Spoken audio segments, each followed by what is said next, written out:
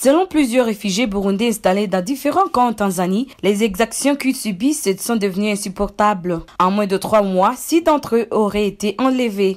Il s'agit de Célestin, Nestor Manirakiza, Emile Kwizera, Ismaël Ndegea, Diomede Nduimana ainsi qu'Isaac Nduimana. Tous auraient été kidnappés par les services de renseignement tanzaniens en collaboration avec ceux du Burundi. Leurs familles qui ont tenté de les retrouver dans différentes prisons en Tanzanie n'ont obtenu aucune trace. Selon nos sources, ils auraient été transférés au Burundi et il est difficile de confirmer qu'ils sont encore en vie. Dans le même temps, les réfugiés rapportent une multiplication d'attaques dans leur quartier. Des bandes s'introduisent dans leurs maisons et pillent ce qu'elles trouvent sous le regard passif de la police chargée de la sécurité des camps. Le mois de mai en particulier a été marqué par des violences graves.